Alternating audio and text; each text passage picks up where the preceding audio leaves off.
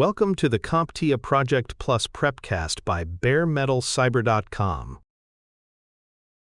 The project management plan is more than just a document.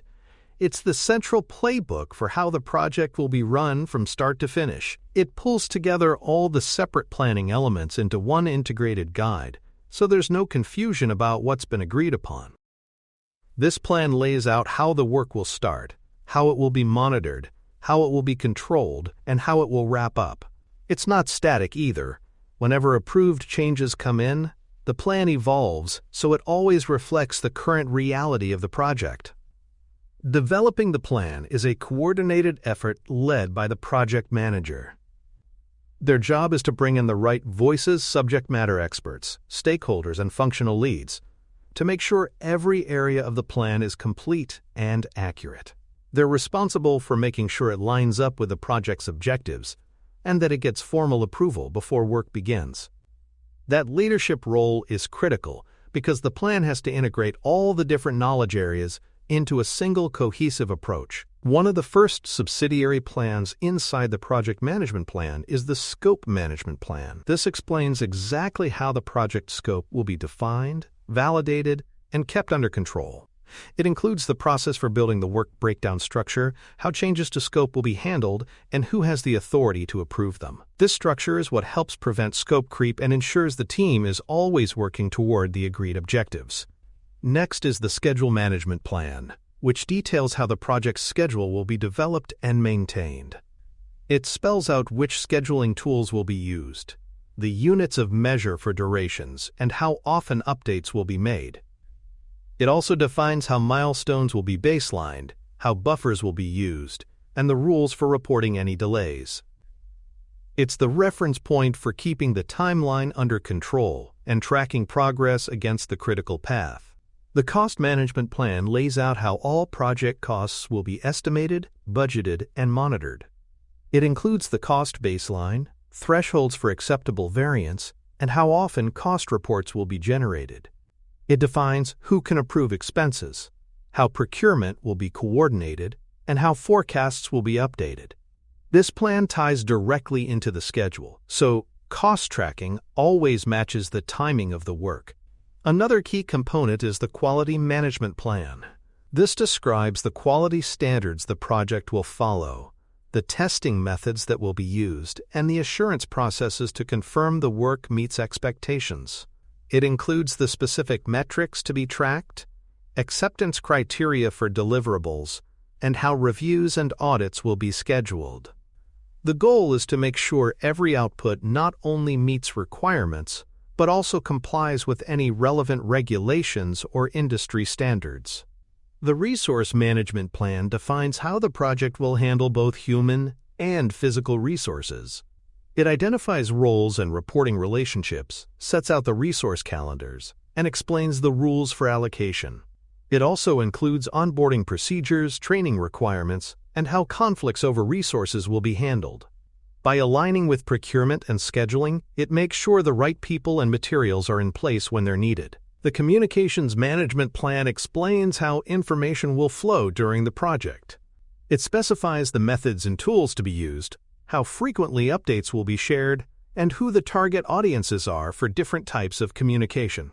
It also sets guidelines for meetings, reporting formats, escalation processes, and how stakeholder feedback will be gathered.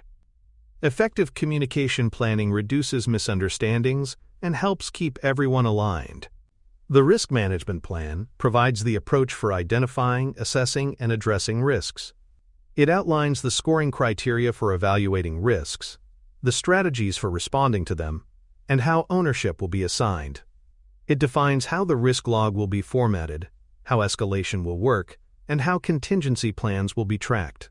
Having this process in place ensures the team can deal with uncertainty in a structured and proactive way. The procurement management plan defines how goods and services will be obtained and managed. It covers vendor evaluation criteria, the types of contracts that may be used, and how payment schedules will work. It also lays out procurement timelines, responsibilities, and the monitoring steps needed to keep everything on track. This plan ensures that buying and contracting activities are aligned with the overall project schedule and deliverables. Finally, for this section, there's the stakeholder engagement plan. This defines how stakeholders will be identified, analyzed, and involved throughout the project.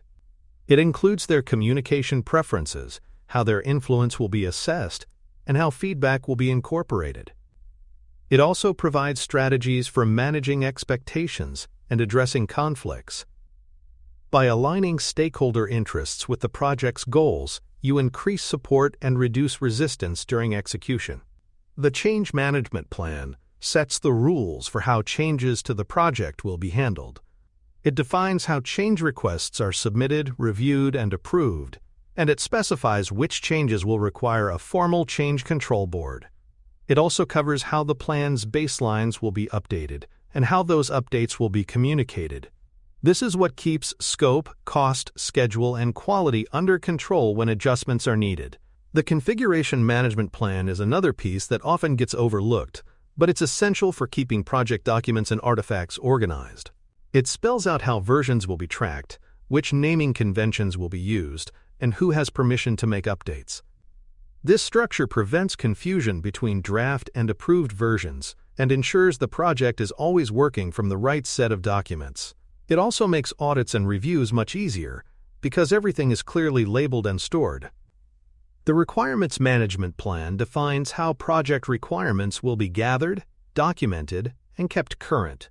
It explains how they'll be prioritized, how changes will be handled, and how each requirement will be traced back to its source. It also covers validation to confirm that requirements truly reflect stakeholder needs. This plan is what prevents teams from building features no one asked for or leaving out ones that are critical. The performance measurement baseline brings scope, schedule, and cost together into a single point of reference for tracking progress. It's the backbone of earned value management, providing a way to measure actual performance against the plan. If there's a deviation from the baseline, it triggers variance analysis and, if necessary, corrective action. With this baseline in place, decisions can be made on data rather than guesswork. Approval and sign-off protocols lay out exactly who has the authority to approve each part of the project management plan. They specify the thresholds for sign-off, the documentation needed, and how records will be kept. This keeps unauthorized changes from creeping in and ensures that all parts of the plan have been formally endorsed before execution starts. It's a safeguard against both confusion and scope drift. Plan maintenance and updates recognize that even the best plans need adjustments. This section defines when and how the plan will be revisited, such as after an approved change request or when a major risk event occurs. It assigns roles for making those updates and explains how they will be communicated to the team and stakeholders. Having a controlled update process ensures everyone is working from the same version and reduces the chance of misalignment. Plan distribution and version control go hand in hand with maintenance. This part of the plan makes sure that all components are stored in a centralized, accessible place, and that version history is kept for accountability. It also includes notification procedures so that when updates are released, the right people know about them immediately. For sensitive components, like budgets or staffing, access controls may be applied. Linking the plan to project governance ensures it's not just an internal document, but also a tool for oversight. Governance boards, sponsors, and auditors use the plan to confirm that the project is on track and in compliance with organizational policies. Because it provides a complete record of scope changes, budget decisions, and timeline shifts, it supports transparency and strategic alignment. Strong documentation here also helps defend project decisions if they're ever questioned. Training the team on the plan is an important step that's often underestimated. Even the most thorough plan won't be effective if the people involved don't understand it. Orientation sessions or briefings help explain key sections, clarify roles, and show how to handle risks, issues, and communication. This investment pays off by ensuring the team knows how to use the plan as a guide in daily work. Leveraging templates and organizational standards can save significant time during plan creation. Many organizations already have planning templates aligned with best practices and governance requirements. Using these ensures consistency and reduces the risk of leaving out critical sections. That said, every project is different, so tailoring the template to the project's specific needs is still necessary. Integrating agile or hybrid delivery approaches into the plan requires flexibility. Agile projects may use lighter-weight planning tools tied to iterations and product backlogs, while hybrid models blend predictive baselines with iterative workstreams. The key is to reflect the chosen delivery model in the plan without sacrificing clarity or traceability. Regardless of format, the plan must still provide ownership, accountability, and a clear roadmap for delivery. Communicating plan approval to stakeholders ensures buy-in from the very beginning. Once approved, the plan is shared and referenced throughout the project. Kickoff meetings are a good opportunity to review the main points and set expectations. Regular plan reviews during execution help maintain engagement and reinforce the authority of the plan in guiding decisions. The structure of a strong project management plan brings together all the subsidiary documents needed to guide delivery. It supports communication, governance, performance tracking, and change control. In both certification scenarios and real-world projects, success depends on having a plan that's actionable, aligned, and adaptable to changing conditions. It's the foundation that gives the team confidence and provides a clear path forward, no matter how complex the work becomes. Thank you for listening. Please follow baremetalcyber.com on social media and check out our books at cyberauthor.me.